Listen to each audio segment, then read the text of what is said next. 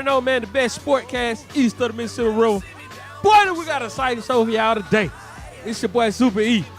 Hey, the boy Steph told Chris Paul, kick me off the court again. Kick me off the court again. Warriors in 6. Wet me. I got the man, the MILF, the guru. What's happening? It's your boy JD. Hey, we living in a world where 25 men can tell a woman what to do with her body. Please throw the whole state away except the Crimson Tide. That's right. Roll Tide. Exactly. Throw the whole state away. Throw the whole state away. Pittsburgh Ed couldn't be with us today, but we got a very special guest in the house. Lovely Dreia. Hi, you guys. Thanks for finally having me. So we was told before the show this week was your birthday. It sure was. It was a holiday. Oh, well, happy belated birthday. Happy birthday. Sorry, guys. We lit. From us here at In the Huddle Sportcast. You got any plans? Yes. I will be out of the country tomorrow. Oh. Catching flight, not film. Oh, summer 19. But we're going to keep this show rolling, man. We're going to dive right into it. Ayesha Curry. Let's go. The wife of Steph Curry. Now, Ayesha Curry went on Red Table Talk with Jada Pinkett Smith. And she had a very detailed interview. She actually gave a lot of people insight to their life. She talked about a lot of issues, anxiety, depression, the groupies with Steph in general. But the one topic that caught everybody's eyes, everybody's ears on social media was the fact that she said Steph has a lot of girls that's after him. She don't have any men that's after her. Roll the clip, man. Something that really bothers me and honestly has given me a sense of a little bit of an insecurity is the fact that, there are all these women throwing themselves, but me, the past 10 years, I don't have any of that. I have zero, this sounds weird, but male attention.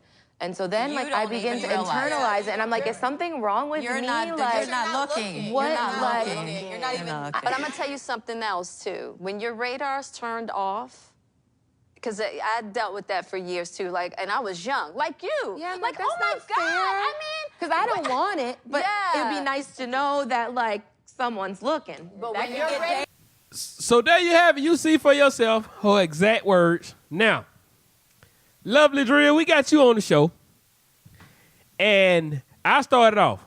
Now, a lot of men idolize Ayesha. She's has this image of this wholesome wife that every guy wants. Everybody wants Ayesha. She's beautiful, true enough, but it's the manner that she carries herself. It's the intangibles that she brings to Steph that you can't really buy with money. So, of course, I got a problem with the statement. Because, as a married man, I just don't want my wife to say she want attention from another man. And then, especially in Ayesha's situation, she particularly mentioned Steph. Now, Steph is Steph. His name ring bells. He's a 3-time NBA champion, 2-time league MVP, scoring champ. He probably going to own the 3-point record before it's all said and done. Now, she'll always be in his shadow as his wife. But how do you honestly feel about Ayesha and her comments? For me, I don't see anything wrong with what she said. I really don't see why it's blown out of proportion. I just don't get it. As a wife of Steph Curry, you have so many people coming at him on a constant, everyday basis. Every day, probably thousands of people every single day. This is Steph Curry we talk about. Who's looking at her? Nobody. Nobody is acknowledging her. Nobody is admitting that, hey, girl, at least we'll say a hey or hi to her. Everybody, all the attention is on Steph. And I don't think she's asking for other men attention. She's just saying that she would like to be acknowledged. Hey, I'm here too. Hey, you see me? Yeah, but at the same time, Steph has earned this attention. Now, true enough, he's not asking for these groupies to come to him. It just comes with the territory with him being a professional NBA basketball player. True. So maybe that's the fact that I can't fathom to understand, because your husband is not asking for this. Your husband is good to you. He publicly loves you. Is this not the ideal relationship? No, it's not. This is not the ideal relationship. I don't think, no. Why not? Absolutely not. This is not the ideal relationship. Because you get overlooked so much, so you kind of question yourself on a daily basis because you always are overlooked. Do you know how that would make you feel as a woman? Like, everybody has their insecurities. Tag me in. Hey, listen. Get up. First of all, Get up. I understand every point you made. And every point you made is some bullshit, right? Absolutely not. Cause It's look, not. cause, It's not. cause check the move. Get up. Cause check the move. Okay, we understand her situation, correct? But as a man, your woman is gonna get more attention than you on a daily, correct? Correct. We all used to that. Correct. I mean, I'm used to it. Now, just imagine this.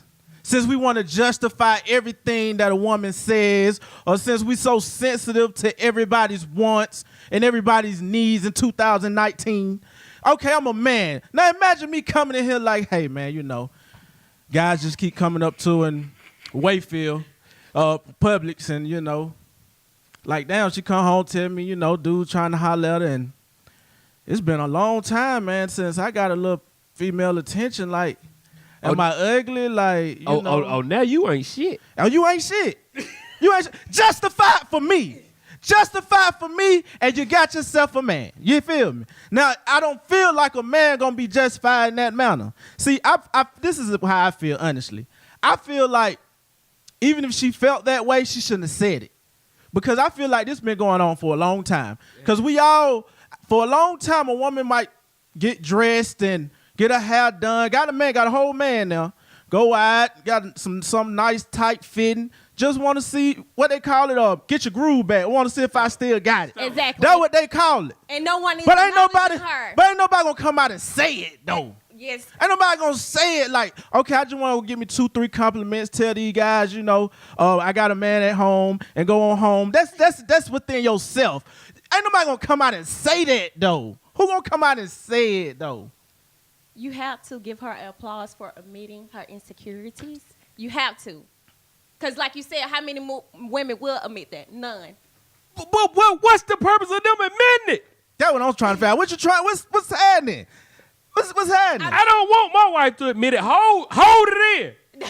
Hold No, don't that hold shit it in. because You better should hold be it in. able to communicate with your wife about all issues and how she's feeling. So that's how she's feeling. She can't help that she feel that way. She's kind of overlooked a lot. I mean, So it's just like when y'all go out and get haircuts and nobody say, oh, nice cut, nice fit, nice shoes. Imagine how you would feel. You be like, damn, didn't nobody recognize me today? I got a fresh haircut. Hell no. the hell no. Hell to the Well, no. I know my No. cut. I know my cut look good.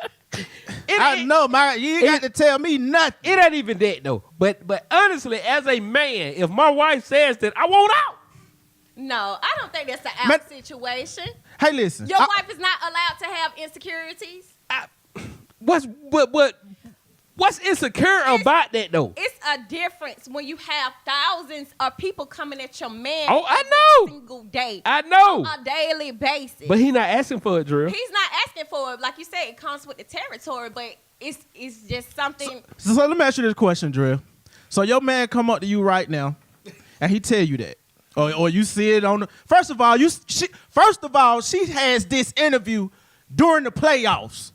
The And playoffs. the man was already struggling shooting before KD got hurt.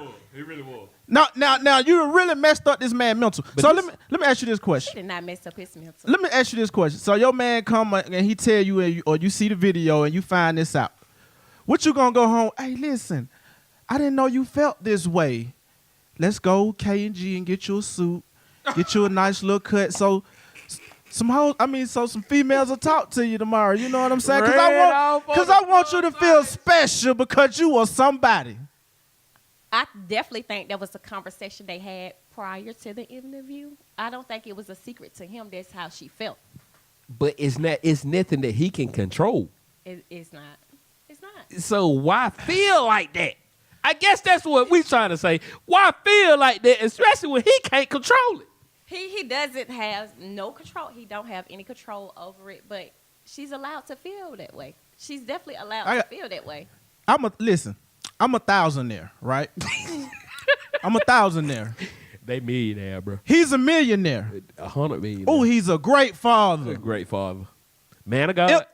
Man of God. God-fearing. He didn't even sign with Nike because Nike wouldn't put his favorite buy verse on his shoe, so he went with Under Armour. Just a great all-around person. Mm-hmm. He's a millionaire, right? Millionaire. What the hell do us thousandaires? We don't stand a chance. A chance. And she's not telling you guys to shoot your shot. Shit. That's not what she's wanting. The whole world shoot that shot now. I just feel like as a woman, we want to be desired. We want to be complimented. Not when you get married.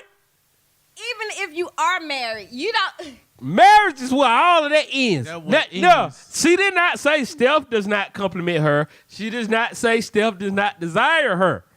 She just said that she want to be desired by others. Yeah, because he's desired by so many people. I don't see anything. Maybe she wants the same attention which he has, and there's nothing wrong with it. And she'll never get it. So what now? You'll never get it. You're right. She never would get it. Well, maybe she may get it now. Yeah. You're not the first You're not the NBA last. wife. Not the last. You're not the last. We thought you were one of the best. And Jada Pinkett, how you got that up out of her? I don't know how you. That's Jada. No. That Barbara Walters or something. No. Jada lives a whole different marriage, whole different life. Jada is everybody I'm pretty sure Jada has been there before as well. No, Jada. Yeah, we know what they do. No, Jada said she told Will we gonna get married now and we gonna stay in the same house. Now I might be on this side of the house with somebody else, and you might be on that side of the house with somebody else. But yeah, see what I'm saying? Yeah, Jada and Will different. They ain't cut from the same cloth now. But I guess now I see Ayesha point. We want to thank you for coming through and keeping the balance because we just didn't see that shit, JD. We wasn't for it. I'm still ain't for it. I'm still ain't for it. Both of us married, but I still ain't for it. As a woman, you are allowed, as a human being, you are allowed to have your insecurities. Well, as a guest, and you can admit them. As a guest on our show, you are allowed to sign our Wall of Fame. Finally. So, you know what I mean? If you would, bless us with your John Hancock. Absolutely. Come on, this take up for some Ayesha Curry. What Kodak Black at? Yeah, what Kodak? Free Kodak, man. Oh, Kodak Keep free. them locked up. Kodak free. Kodak gonna shoot his shot. We want to thank you for coming through, Dreia. We wish that you have a very safe trip, a very fun trip. Make memories. So we all can see. Absolutely. See? Happy birthday to ya. Happy birthday to ya. Happy birthday. Thank you. Thank you guys so much for having me. I really appreciate it. That way. Well, we're going to keep the show rolling, man. Tuesday night, we had the NBA Draft Lottery. Hey, now, for those of you who know the old draft lottery, it's changed tremendously. In the old days, the team with the absolute worst record would get about a 25%. The team with the next worst record would get about a 19%. And then the team with the third worst record would get about a 15%.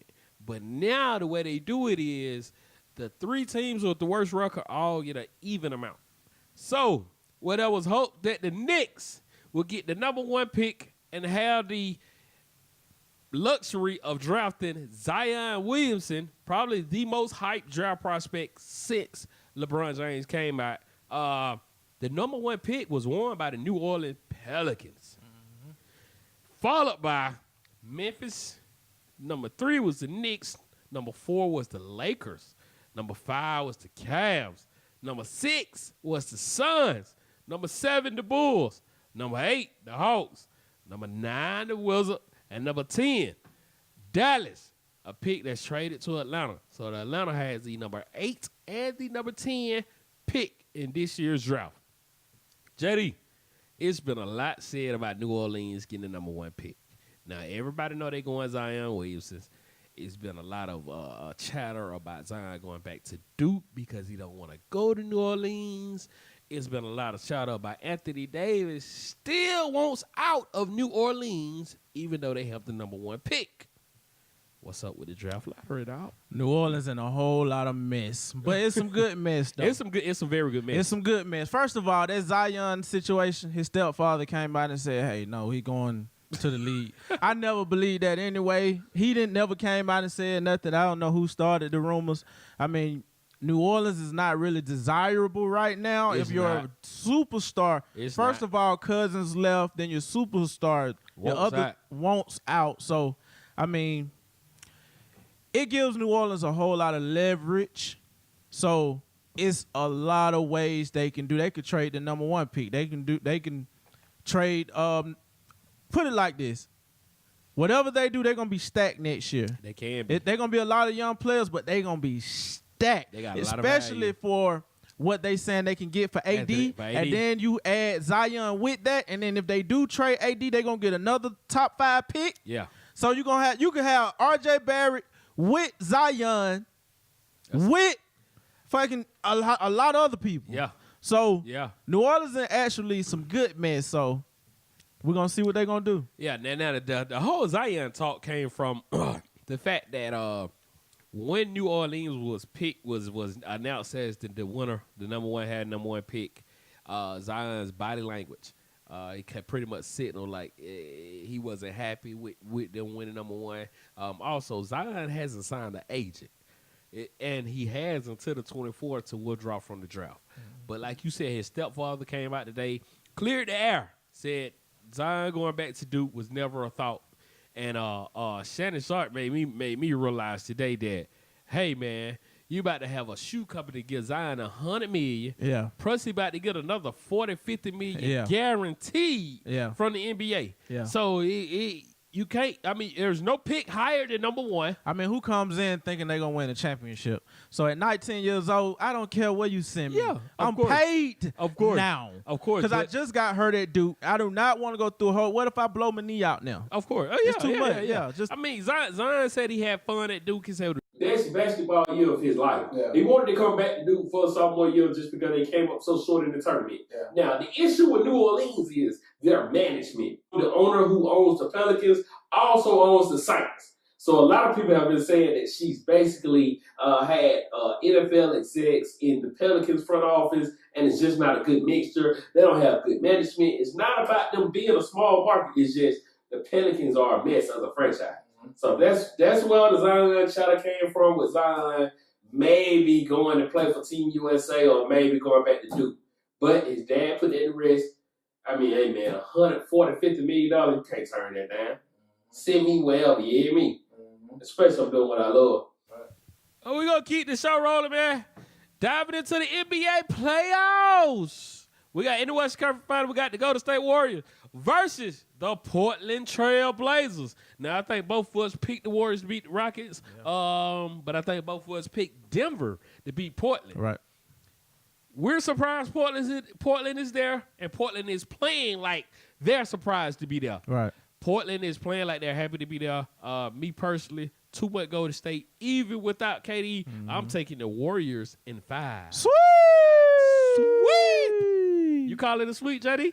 Sweet, man. Sweet. It's over with. I mean, Lillard got to have some amazing games, man. But Lillard not even getting a lot of assists, man. You got to get your counter involved, man. Got to. Aminu got to come alive.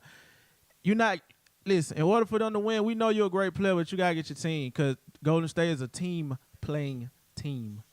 Team-playing team. They play ball together. You're not going to beat them with 1 or 2 players. Definitely not going to beat the Warriors with 1 or 2 players. But I tell you, who else not going to win 1 or 2 players? Over in that East Side, Toronto. They're not beating Milwaukee with 1 or 2 players. Nah. Now, we've been able to see game 1 last night. Toronto was up the entire game by double digits most of the game, JD. Yeah. And lost the game by 8 points. Crushing. Greek didn't even score in the 4th. Crushing. That's how deep Milwaukee is. I'm taking Milwaukee in 6. I got Milwaukee in 6. Hey, listen. They Toronto got a rotation of 8 players. 8 players. Norman Powell, Ibaka, And Van Vliet. and Van Vliet off the goddamn on bench. Listen, Out the 12 points with your bench is not gonna help you win this series At all. Kawhi had to score 50, 60 points Every game. and he was exhausted in the fourth. He was exhausted You need last night. you period. need more. You need more, and I do think Ibaka will have a great game next game. But you need more from your bench in order to stick with Milwaukee. Well, I have Milwaukee in 6. Their bench have been playing good all playoffs. I mean, I really don't know how well. We've seen how they beat the 76ers. Game 7, 4 seconds left. Mm-hmm. Kawhi shot a shot that Skip Bayless say you can give him that shot 100,000 times more and he wouldn't make it again. That means he clutch. That's just how big of a shot it was. He only had to do it one time. But they bench ain't been playing good at all. Not at all. Milwaukee bench has been excelente. Yeah. George Hill, Pat Connaughton. They got Malcolm Brogdon back. I mean, they bench has been playing a lot of good ball. Yeah. So I mean, I think the will of Kawhi gets them one game. I think Milwaukee has one bad game, so that's why I say Milwaukee in 6. Yep. And then we'll see what the final brings, man. We'll come back to y'all when we have the finals. And that'll pretty much wrap up the NBA season. And that's going to pretty much wrap up our show today. Y'all already know, man. Follow us on Twitter, In The Huddle SC. Like us on Facebook, In The Huddle Sportcast. Follow us on Instagram, In The Huddle Sportcast. Visit the website, InTheHuddleSportcast.com. Get your t-shirt. Get your polo. Click on our YouTube channel, man, In The Huddle Sportcast. Subscribe. Click on the notification bell so you'll know when we post a show. And that's all we got for today. Sayonara. P.O.P. I'm out. Hold it down. One generation, he came from Africa young. Said he met my moms at the Century Club. Los Angeles love, kinda like Hustle and Bud. Money turned 10, cross turned 2. Starting to see this life shit from a bird's view. We the ones that made millions off the curve. Fool in this rap shit 10, never made no.